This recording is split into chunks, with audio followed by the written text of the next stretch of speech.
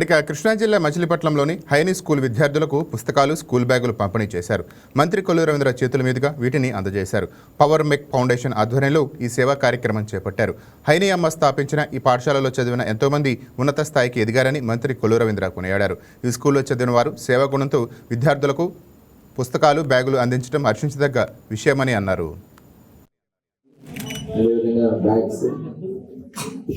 అందరికి స్టూడెంట్స్ ఎంతమంది ఉంటే అంతమందికి ఇవ్వడం చాలా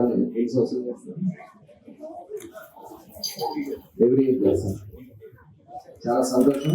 గట్టిగా వారిని ఒకసారి అందరూ కూడా అభినందించడం.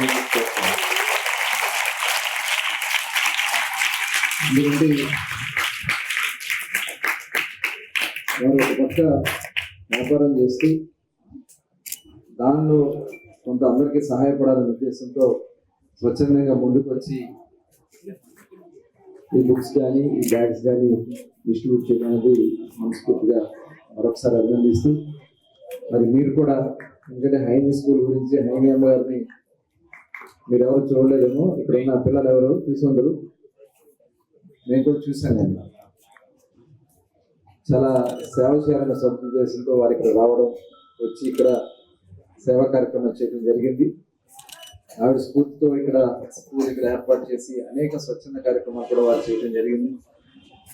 మరి ఈరోజు ఆవిడ లేకపోయినా ఆవిడ పేరు మీదుగా ఈ స్కూల్ ఇక్కడ రన్ అవుతూ కొన్ని వేల మంది విద్యార్థులకి, ముఖ్యంగా ఆర్ఫన్స్కి, ఎందుకంటే నాకు తెలిసి చాలా మంది పిల్లలు తుఫాన్లో కానీ తల్లిదండ్రులు కోల్పోయిన వాళ్ళు కూడా ఇక్కడ చదువుకున్నటువంటి సందర్భాన్ని నేను చూసుకోవడం జరిగింది. చాలా ఆదర్శంగా నిలబడినటువంటి స్కూల్ హైనీ స్కూల్ అని ఈ సందర్భంగా తెలియజేసుకుంటూ, ఈ స్కూల్లో చదవడం మీ అందరి యొక్క అదృష్టం కూడా మరొకసారి ఈ సందర్భంగా తెలియజేస్తూ, మీరు ఈ స్కూల్లో చదువుతున్నారు.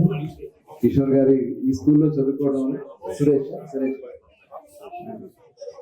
సురేష్ గారు ఇదే స్కూల్లో చదువుకుని వాళ్ళ ఉన్నత స్థానానికి రావడం జరిగింది. ఎందుకంటే నేను చాలా మందిని చూశాను ఈ స్కూల్లో చదువుకున్న వాళ్ళు చాలా ఉన్నతమైనటువంటి ఆశయాలు, ఉన్నతమైనటువంటి ఆలోచనల పరిమాణం చాలా మంది రావడం జరిగింది. మంచి ఉన్నతమైనటువంటి స్థానంతో చేరుకోవడం కూడా జరిగింది.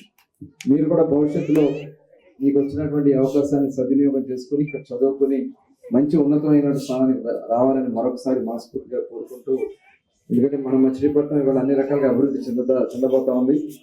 పోర్ట్ కానీ, పోర్ట్ ఆధారిత పరిశ్రమలు కానీ, ఇక్కడ టూరిజం కానీ ఇవన్నీ కూడా వస్తున్నాయి. దానికి తగిన విధంగా మన వాళ్ళని కూడా ఇక్కడ ట్రైన్ చేయడానికి కొన్ని స్కిల్ సెంటర్స్ కూడా పెట్టడానికి ఆలోచన చేస్తా ఉన్నాం. తద్వారా రేపు భవిష్యత్తులో మీకు ఇక్కడే చదువుకోవాలి, ఇక్కడే ఉద్యోగాలు చేయాలనే నినాదంతో మనం ఒక కొత్త కాన్సెప్ట్ తీసుకుని ట్రైనింగ్ ప్రోగ్రామ్స్ కి స్కిల్ డెవలప్మెంట్ కార్యక్రమం చేస్తాం, మొదలుపెట్టడం జరుగుతుందని మరొకసారి ఈ సందర్భంగా తెలియజేసుకుంటూ, మరొకసారి